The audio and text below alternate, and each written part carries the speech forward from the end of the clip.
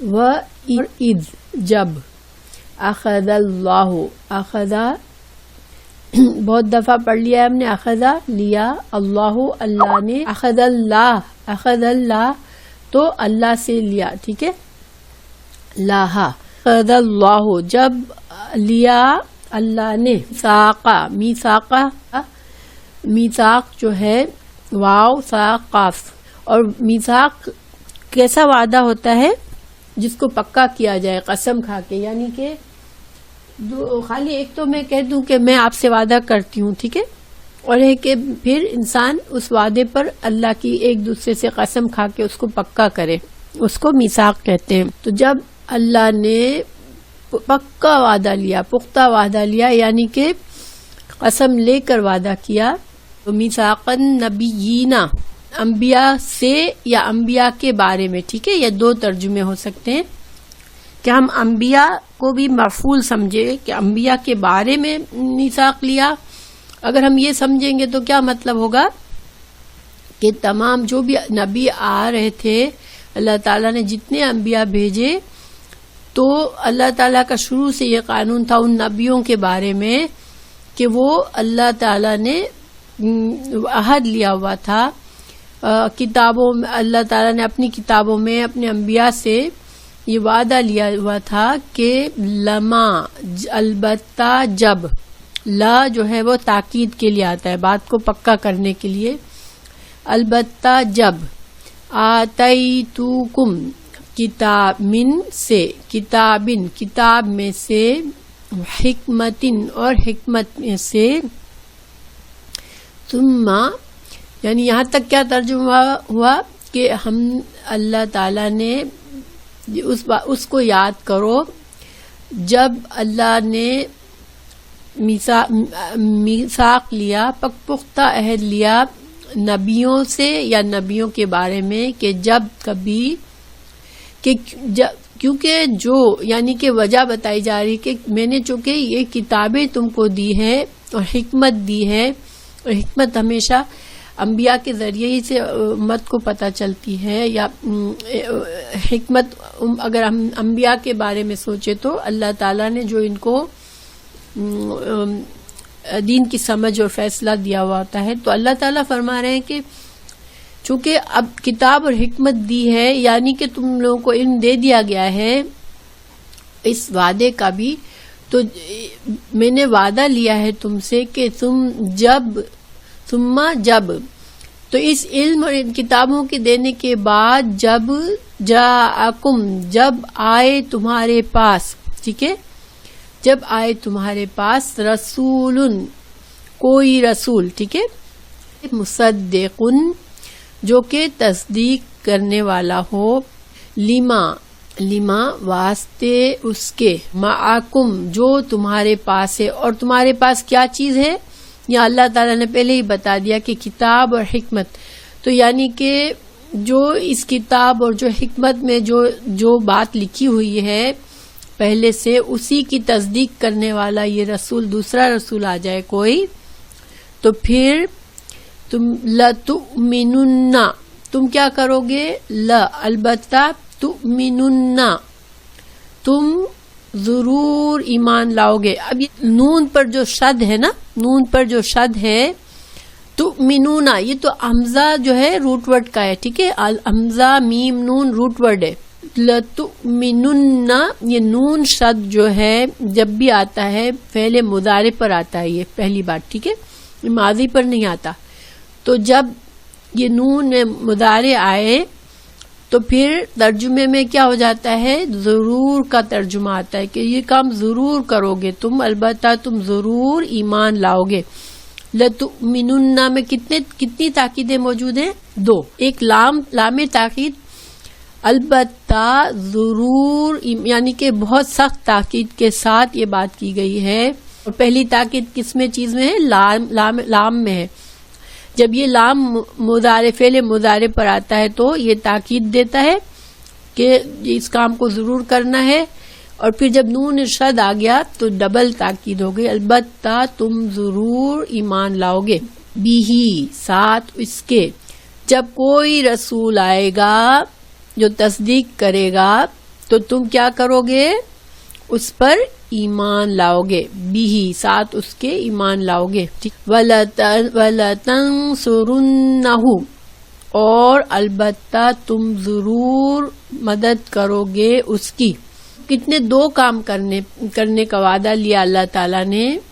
ایک تو جو نبی آئے جو تصدیق کرنے والا ہوگا پچھلے نبی کی، تو پھر پچھلے نبی اور اس کی انبیاء، اگر پچھلا نبی موجود ہے، زندہ ہے اس نبی کے سامنے، تو پھر اس کو بھی اور اس کی امت کو بہرحال ہر صورت میں کیا ہوگا، کیا کرنا ہوگا کہ ضرور ایمان لانا ہوگا. نمبر 1 اس نئے نبی پر، نئے رسول پر، اور نمبر 2 اس کی ضرور مدد کرنی پڑے گی اس کے مشن میں. کیوں کہ جن لوگوں کو بالکل نہیں پتا، جن کے پاس اللہ کی کتاب کبھی آئی نہیں ہے، تو ان کو تم ان تک پیغام پہنچانے کے لیے، ان کو تصدیق کرنے کے لیے کہ ہاں یہ نبی سچا ہے، ہم جانتے ہیں، تو تم کو اس نبی کی مدد کرنی ہے، اس نبی کے مشن میں مدد کرنی ہے. تو یہ بہت پختہ اور عہد لیا گیا تھا. ابھی تک کیا مطلب ہوا کہ اللہ تعالیٰ نے اب بتا رہے ہیں. دیکھیں پچھلی تمام آیات میں ہم نے دیکھا کہ ابھی تک وہی ٹاپک چل رہا ہے، اور یہ بار بار ہمیں یہ بات سامنے آ رہی ہے کہ جو بنی اسرائیل تھے ان کو سب کچھ معلوم تھا، وہ جانتے تھے. تو اب اللہ تعالیٰ نے جب سب کچھ بتا دیا، ان کے تمام جو بھی اعتراضات وہ کرتے تھے دین پر، اللہ نے ان کے جواب دے دیے، اور ان کو حضرت عیسیٰ کی واضح حقیقت بھی بتا دی کہ حضرت عیسیٰ جو تھے وہ اللہ، تم نے اس کو کیسے الہ مان لیا، وہ تو اللہ کے بندے تھے.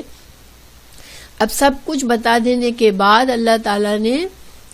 اب ان کے پاس کوئی گنجائش نہیں تھی کہ اب مزید کوئی بہانہ بنائے، کیونکہ اب اللہ تعالیٰ نے اور بھی بتا دیا کہ یہ تو وعدہ لیا گیا تھا، شروع سے یہ اللہ کا طریقہ تھا کہ انبیاء علیہ السلام سے، تمام انبیاء سے یہ وعدہ لیا گیا تھا کہ، اور ظاہری بات ہے کہ جب انبیاء سے ایک وعدہ لیا گیا، اس کا کیا مطلب ہے کہ انبیاء علیہ السلام نے اپنی امتوں سے وعدہ لیا، ٹھیک ہے نا. اس لیے کہ کسی بھی نبی پر یہ جائز نہیں ہے کہ وہ بات کو چھپائے. اس کو جو بھی احکامات دیے جاتے ہیں وہ اس کی امت کے لیے دیے جاتے ہیں. تو اللہ تعالیٰ نے اب آخر میں ساری باتیں ہو گئی، سب کچھ، ساری بحث مباحثے ہو گئے، سب کچھ ہو گیا. اب اللہ تعالیٰ نے واضح بھی کر دیا کہ میں نے تو تمام انبیاء سے یہ وعدہ لیا تھا شروع سے کہ وہ اپنی امتوں اور ان کے انبیاء کے ذریعے ان کی امتوں سے بھی وعدہ لیا تھا، کیونکہ ہر نبی نے اپنی امت سے بھی یہی وعدہ لیا، اور ہر کتاب میں بھی یہ وعدہ موجود ہے کہ جب بھی کوئی نبی آئے گا جو بعد میں، تو پھر اس پر ایمان لانا ضروری ہے اور اس کی مدد کرنا ضروری ہے. اور بعض نے اس کا ترجمہ یہ کیا کہ رسول جو ہے یہ الرسول کے معنی میں ہے. تو اگر الرسول کے معنی میں ہوتا تو پھر کیا ترجمہ نکلے گا؟ اگر یہاں پر رسول کی بجائے خاص رسول ہوتا، الرسول ہوتا، تو مطلب محمد صلی اللہ علیہ وسلم جب آئے تو تم تصدیق کرو گے. اور بعض نے یہ کہا کہ یہ خاص رسول کی یہاں پر ضرورت اس لیے نہیں ہے کہ جب اللہ تعالیٰ نے یہ فرما دیا کہ جب کوئی رسول آئے میری طرف سے جو تصدیق کرنے والا ہو، تو پھر تمام پچھلی انبیاء کی امتوں کو کیا کرنا ہوگا؟ اس رسول کی تصدیق کرنی پڑے گی، اس پر ایمان لانا پڑے گا، اس کی مدد کرنی ہوگی. تو پھر خود بخود اس میں رسول اللہ صلی اللہ علیہ وسلم کا میننگ آ جاتا ہے. تو پھر بعض زیادہ صحیح ترجمہ لوگوں نے کیا کہا کہ نہیں، یہ یہاں پر رسول ہی ہے، رسولن ہی ہے، الرسول نہیں ہے. اور چونکہ دیکھیں جب حضرت عیسیٰ علیہ السلام آئے تو وہ بھی تورات کی تصدیق کر رہے تھے نا، تو گویا یہودیوں نے حضرت عیسیٰ علیہ السلام کو نہ مان کر بھی اس آیت کی نافرمانی کی تھی. اس آیت کے ذریعے سے یہودیوں نے پہلی نافرمانی حضرت عیسیٰ علیہ السلام کو نہ مان کر کی. ویسے تو انہوں نے حضرت یحییٰ علیہ السلام کو بھی قتل کیا تھا، لیکن جیسے جو پیغام، جیسے انجیل بھی دی گئی حضرت عیسیٰ علیہ السلام کو، تو انہوں نے اس کا بھی انکار کیا. تو گویا یہودیوں نے یہ جرم خاص طور سے بڑے پیمانے پر 2 دفعہ کیا کہ ایک تو حضرت عیسیٰ علیہ السلام کو نہیں مانا، پھر رسول اللہ صلی اللہ علیہ وسلم کو نہیں مانا. اچھا، عیسائیوں نے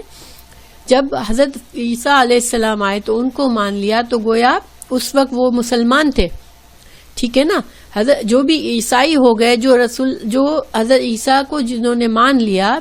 وہ اس وقت کے مسلمان تھے. ٹھیک ہے، جس طرح جن لوگوں نے حضرت موسیٰ علیہ السلام کے پیغام کو مان لیا تھا تو وہ اس وقت کیا تھے، وہ مسلمان تھے. اسی طرح جن لوگوں نے حضرت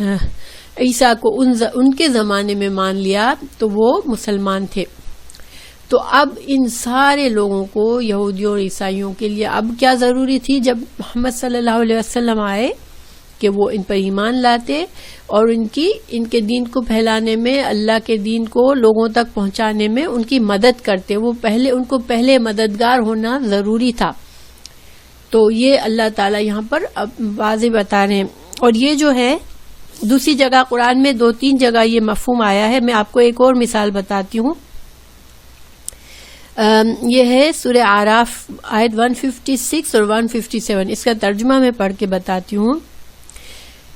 کہ پس میں اپنی اس رحمت کو ان لوگوں کے لیے لکھ دوں گا. اللہ تعالیٰ نے فرمایا کہ میں اپنی رحمت کو ان لوگوں کے لیے لکھ رکھوں گا جو تقوی اختیار کریں گے، نمبر 1. نمبر 2 زکوٰۃ دیں گے. نمبر 3 ہماری آیتوں پر ایمان لائیں گے. ٹھیک ہے،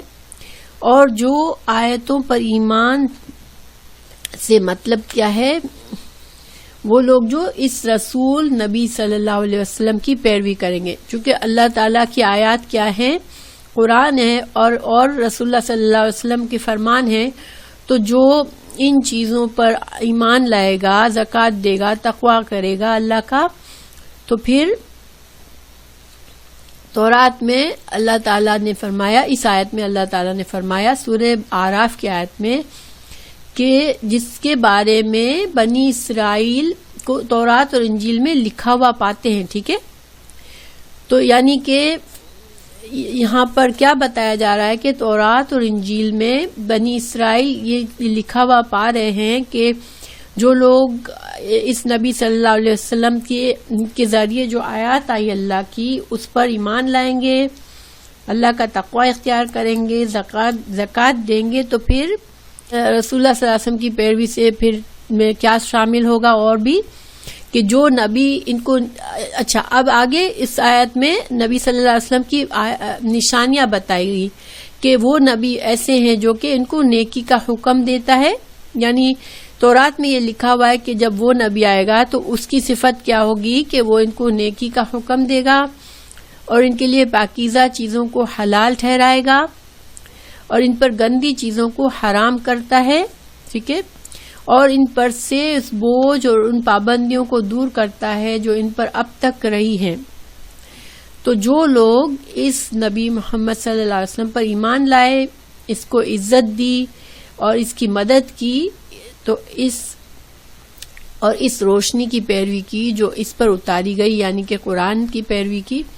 تو وہی لوگ فلاح پانے والے ہیں. یہ بیسیکلی ترجمہ میں نے کس آیت کا پڑھا، سورہ اعراف 156-157 کی، جس میں یہاں پر جو وعدہ لکھا گیا ہے اس کا تھوڑا بہت خلاصہ ہے. ٹھیک ہے، یہاں تھوڑا سا کہنا چاہیے کہ جنرل بات میں وعدے کا لکھا گیا ہے، تو اس میں خلاصہ ہے. اس کے علاوہ بھی ایک دو جگہ پر اور بھی اسی وعدے کو ڈیٹیل بتائی گئی ہے کہ تورات اور انجیل میں یہ اس طرح سے لکھا ہوا تھا. تو اب اللہ تعالیٰ فرما رہے ہیں کہ یہ وعدہ لینے کے بعد اللہ نے کیا فرمایا، قالا اقررتم، کیا تم قرار کرتے ہو، کیا تم اقرار کرتے ہو، واخذتم علی ذالکم اسری، اور کیا تم لیتے ہو، اخذتم اخذا کا ترجمہ آپ سب کو آتا ہے، اور اقررتم یہ ہم لوگ اردو میں بھی بولتے ہیں اقرار کرنا ہے نا. تو کیا تم نے اقرار کیا، وَأَخَذْتُمْ، اور تم نے لیا، عَلَى ذَلِكُمْ، اس بات پر. اور عَلَى ذَلِكُمْ، یہ ذَلِكَ سے مطلب کیا ہے، اس میثاق کہ یہ جو میثاق تھا نبی پر ایمان لانے کا، کیا اس میثاق پر تم اقرار کرتے ہو، کیا تم اس پر اس بات کو مانتے ہو؟ اسری میرا عہد. دیکھیں اسری جو ہوتا ہے نا اس کا ترجمہ عہد نہیں ہوتا ہے, ٹھیک ہے, لیکن اسری کا مطلب بوجھ ہوتا ہے, اور یا جو آخر میں ہے یہ کس لیے آئی ہے؟ میرے کے لیے آئی ہے. تو اسرون جو ہوتا ہے, اسرون کا ترجمہ ہوتا ہے بوجھ. لیکن عہد کو بوجھ کیوں کہتے ہیں؟ کہ یہ بھی ایک ذمہ داری ہوتی ہے نا, عہد کو پورا کرنا, اور ایک ذمہ داری کا بھی بوجھ ہوتا ہے نا, کہ انسان کے اوپر جب تک ایک ذمہ داری پوری کرنی ہے ایک طرح سے یہ بوجھ ہے. اور یہ آخر کا یا کس کے لیے ہے؟ اس سے کیا ترجمہ نکلا؟ میرا, ٹھیک ہے نا, میرا. تو اللہ تعالی نے پوچھا کہ کیا تم میرے اس عہد کو پر تم اقرار کرتے ہو؟ تو انہوں نے کیا کہا تھا اللہ تعالیٰ سے؟ قالو, انہوں نے کہا اقررنا, ہم نے اقرار کیا. ٹھیک ہے, گویا ایک طرح سے قسم لی گئی تھی, اور یہ قسم جو ہے وہ انبیاء سے, اللہ تعالیٰ نے انبیاء سے وحی کے ذریعے لی, اور انبیاء نے اپنی امتوں سے لی, اور اس کا ذکر تورات اور انجیل میں موجود ہے. ٹھیک ہے, قالا فرمایا, فاشہدو, اللہ تعالیٰ نے مزید کیا کہا کہ اب تم گواہ رہو. ٹھیک ہے, کتنا پکا عہد لیا جا رہا ہے, دیکھو, تم گواہ رہو, شہادہ, وَأَنَا, اور میں, معاکم, تمہارے ساتھ, من الشاہدین, گواہوں میں سے ہوں. کین یو امیجن کتنا اہمیت اس بات کو اللہ تعالیٰ نے دی ہے, کہ اللہ تعالیٰ نے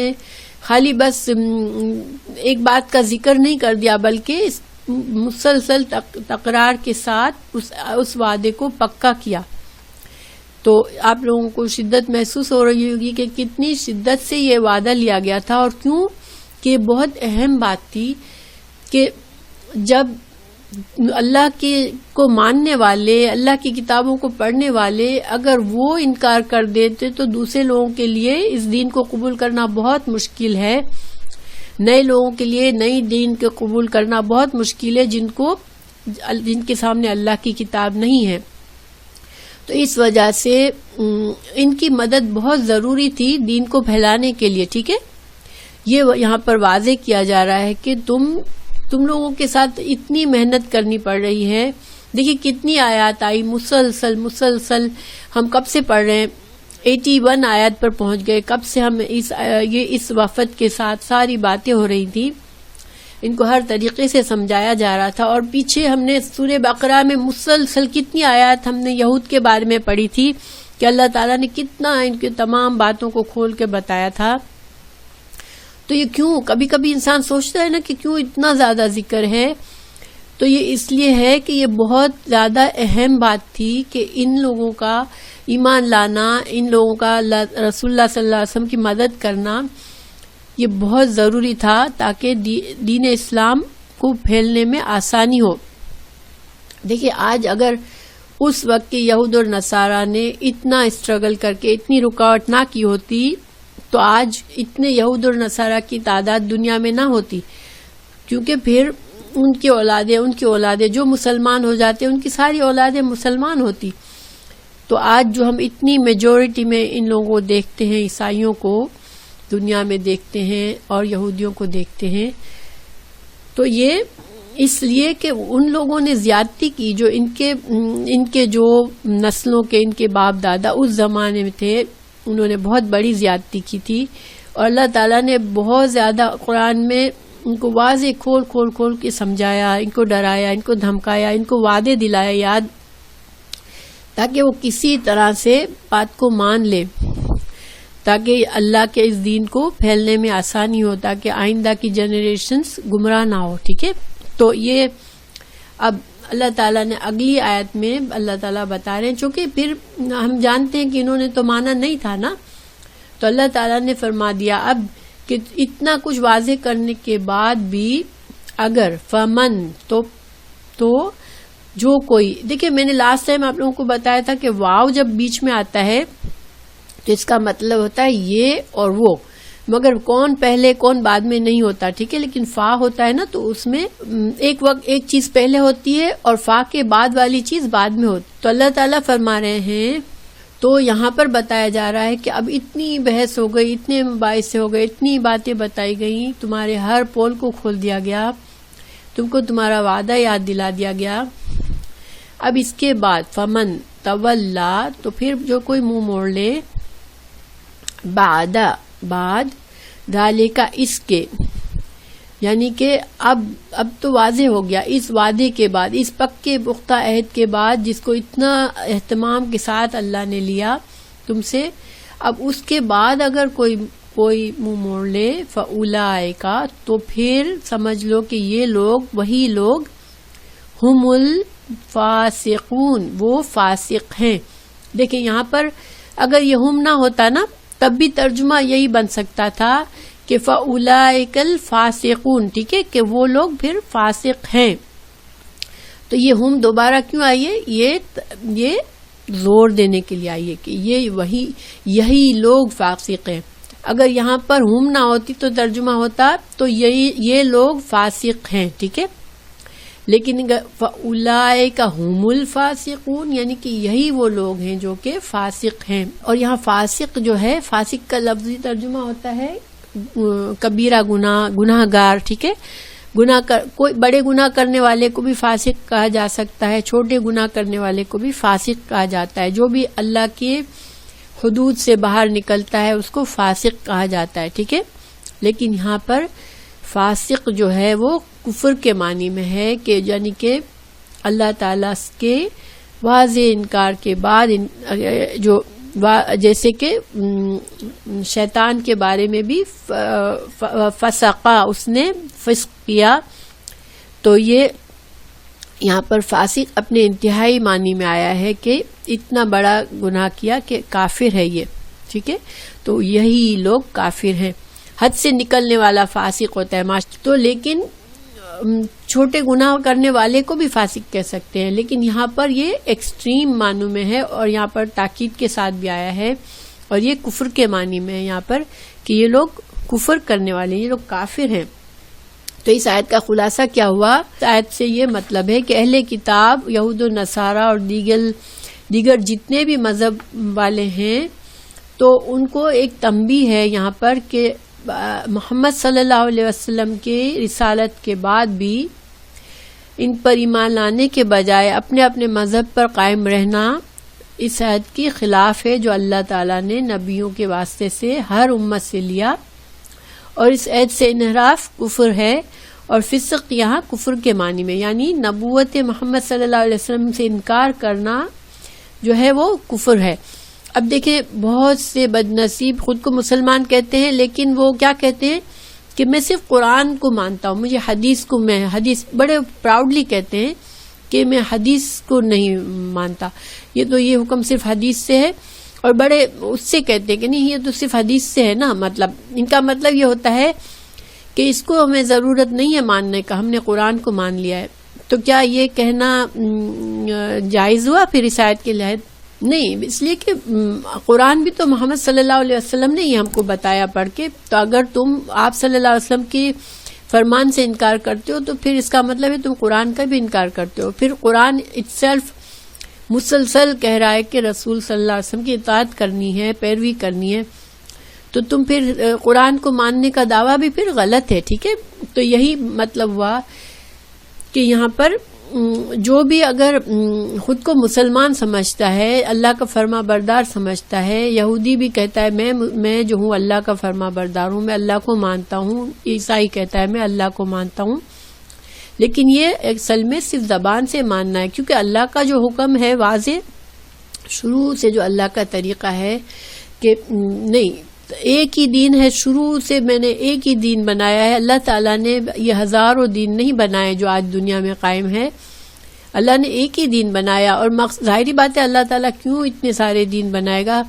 اللہ تعالیٰ کیوں انسانوں کو لڑائے گا دنیا میں اتنے سارے دین بنا کے. تو اللہ نے تو شروع سے ایک دین بنایا، اور یہ اللہ نے تمام انبیاء کو بھی اسی وجہ سے عہد لے کر بھیجا کہ تاکہ جن لوگوں جو بھی اس کو مانیں گے نبی کو، تو پھر وہ اللہ کے اسی اصل دین پر قائم رہیں گے، ٹھیک ہے. تو اب اللہ تعالیٰ آگے فرما رہے ہیں افغیر دین اللہ یبغون، کیا بھلا غیر سوائے، یا کتنے الفاظ ہو گئے یہاں پر؟ افغیرہ میں کتنے الفاظ ہیں؟ 3 ماشاءاللہ۔ حمزہ جو ہے وہ سوالیہ ہے، کیا بھلا غیر دین اللہ ہے، کیا اللہ کے دین کے علاوہ؟ ٹھیک ہے، یہاں پر بڑے تعجب سے بات کی جا رہی ہے کہ یہ کتنی عجیب بات کر رہے ہیں یہ لوگ، کہ کہتے ہیں خود کو کہ ہم دین اللہ کو مانتے ہیں، لیکن کیا اللہ کا دین تو یہی ہے کہ تم تمام انبیاء کے ایک ہی میسج ہے، تو پھر تم کیا اللہ کے دین کے علاوہ یبغون، تم چاہتے ہو، اور یبغون باغایا، بغی چاہنا، یہ ہم نے پہلے بہت دفعہ پڑھا ہے نا، یبغون بغایا، تو کیا تم چاہنا، کسی چیز کی خواہش رکھنا، چاہنا، تو کیا تم اللہ کے دین کے علاوہ کوئی اور دین چاہتے ہو؟ وَلَهُ، اور وہ یہ جو ہے نا اور کا نہیں ہے، یہ ہے حال بتانے کا ہے۔ میں نے بتایا تھا نا کہ واو کبھی کبھی حال بتاتا ہے، تو اصل کائنات کی سب چیزوں کا حال کیا ہے کہ لہو، اللہ کے لیے، ٹھیک ہے، اسلم، وہ تابع دار ہے، تابع فرمان ہے، اللہ کے فرما بردار ہے، من جو فی السماوات، جو آسمانوں میں ہے، اور سماوات کی واحد کیا ہوگی؟ السماء، تو جو آسمانوں میں ہے، والارض، اور جو زمین میں ہے، تو کیا تم اللہ کے دین کے علاوہ کوئی اور دین چاہتے ہو؟ جبکہ حال یہ ہے تمام کائنات کا کہ اللہ کے لیے جو بھی کوئی دنیا اور زمین اور آسمان کے درمیان جو بھی چیز ہے وہ کیا ہے؟ اللہ کی فرما بردار ہے، اسلم، اللہ کے لیے تابع فرمان ہے، طوعاً خوشی سے، وکرہن ناخوشی سے، وإلیہ، اور اسی کی طرف ہے، یرجعون، وہ سب لوٹائے جائیں گے۔ تو یہاں پر طوعاً اور کرہن، تو کائنات کی باقی تمام چیزیں خوشی سے ہی اللہ کی فرما بردار ہے، ان کو کوئی زبردستی نہیں ہے، لیکن کرہن میں کون آتا ہے پھر؟ کہ دیکھیں جو کافر اور نافرما بردار اللہ کے نافرمان لوگ ہیں، تو وہ بھی ایکچولی ان کی اپنی باڈی بھی اللہ ہی کی فرما بردار ہے۔ دیکھیں ان کی سانس بھی اس وقت آتی ہے جب اللہ اس کو اجازت دیتا ہے، تو یہ چاہے وہ خود نافرمان ہیں لیکن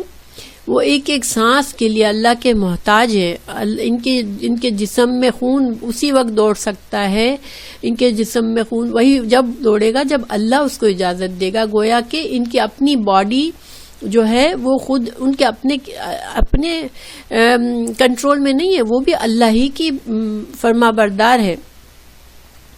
اور ویسے بھی دیکھیں نافرمان جو لوگ ہوتے ہیں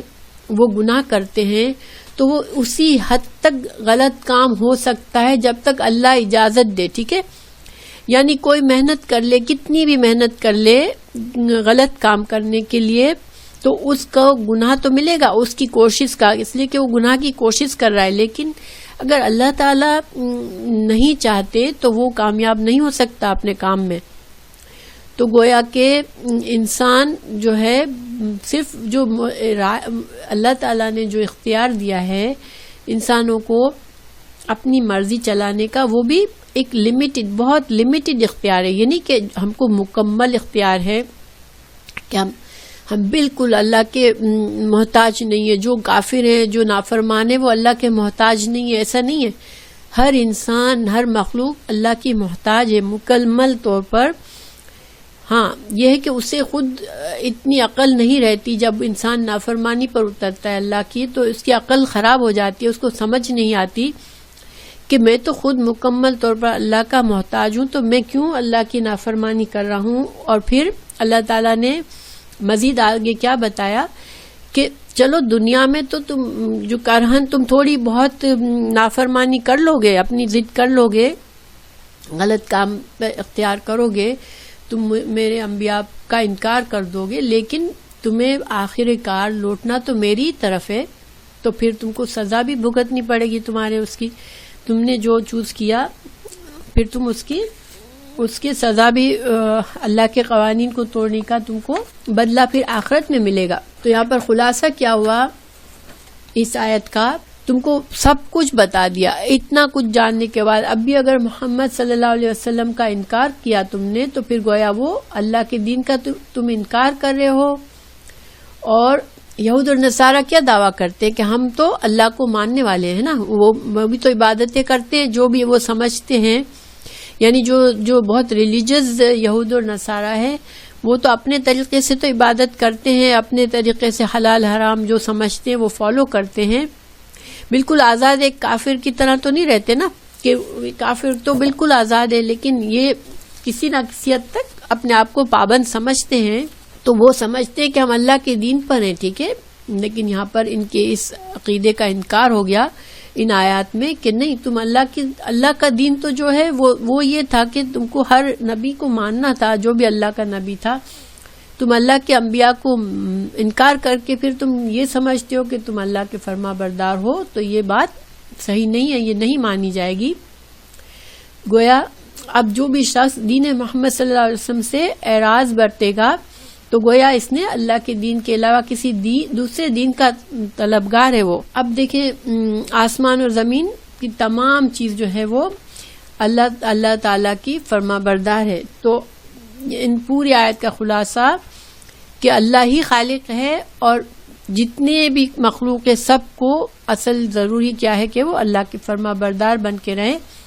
اور جو اپنی اپنی مرضی سے دین بنا لیں گے اور پھر کہیں گے کہ ہم تو دین پر چل رہے ہیں، ہم نیک لوگ ہیں، ہم جنت میں جائیں گے، آخرت میں بھی ہمیں اللہ کی نعمتیں ہی ملیں گی،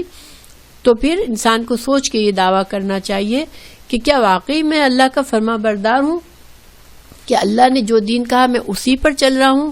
ورنہ تو یہ انسان کی صرف خام خیالی ہے کہ انسان سوچے کہ میں جو ہوں وہ کامیاب ہونے والا ہوں. ٹھیک ہے، کہ کامیابی کا جو انحصار ہے وہ اللہ کی مرضی پر ہے. پھر اب اگلی آیت میں اللہ تعالیٰ نے اب کیا کہا کہ چونکہ یہ یہود اور نصارہ نے تو جو کیا وہ کیا، اب مسلمانوں سے بات کی جا رہی ہے.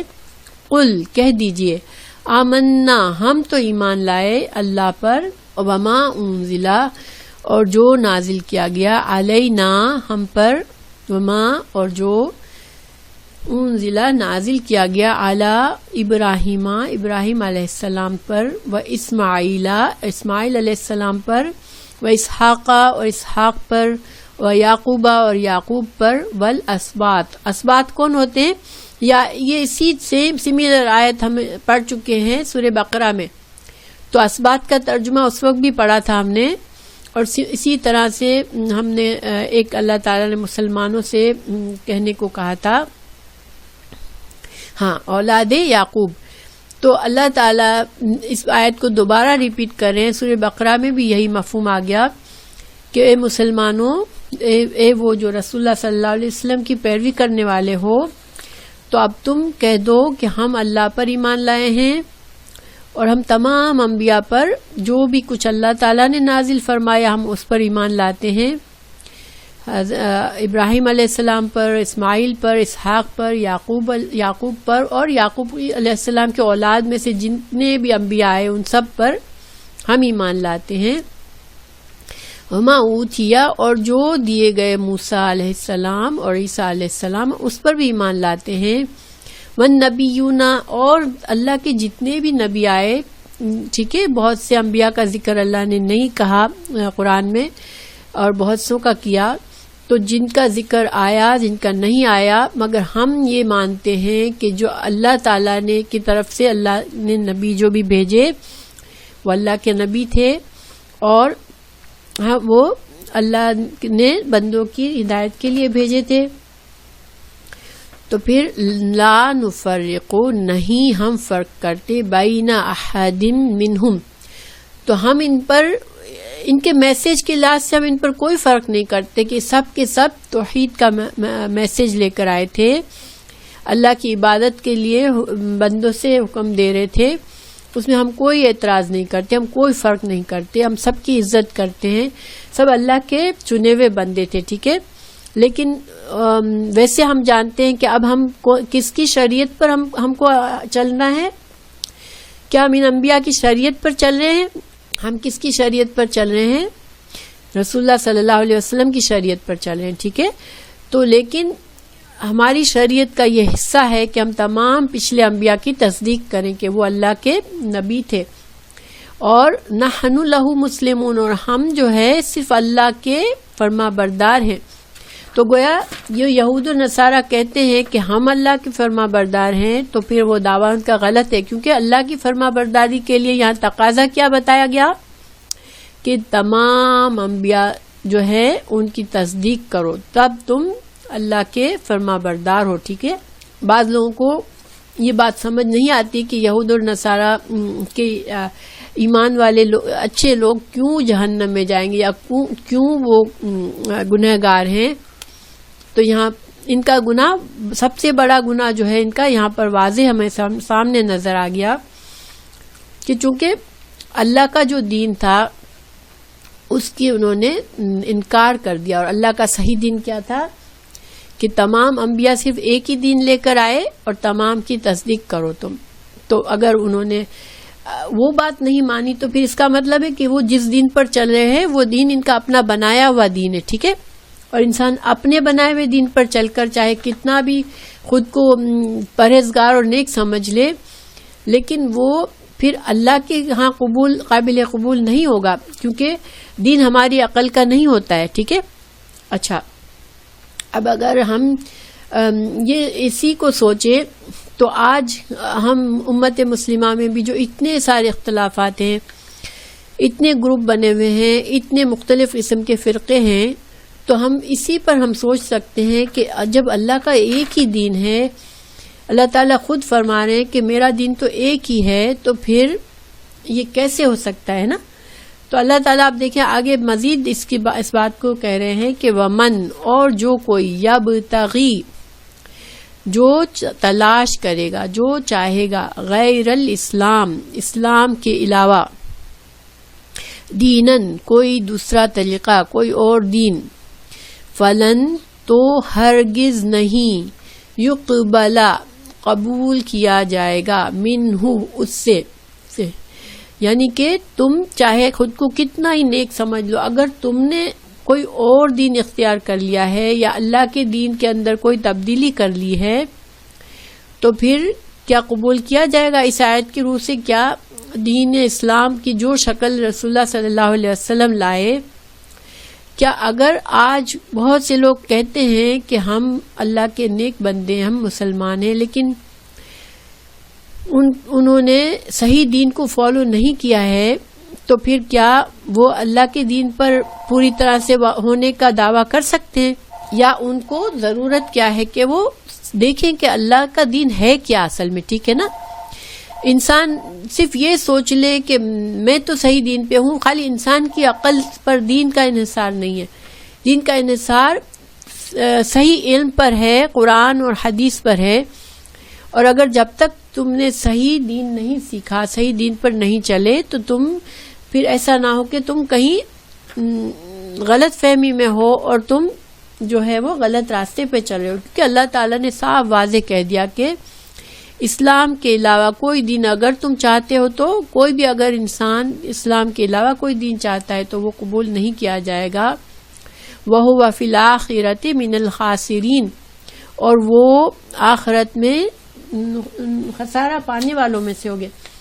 دیکھیں سورہ کاف کے 103 آیت میں اللہ تعالیٰ فرماتے ہیں کہ آؤ تمہیں بتائیں کہ سب سے زیادہ خسارہ پانے والے لوگ کون ہوں گے دنیا میں، کہ زندگی میں ان کی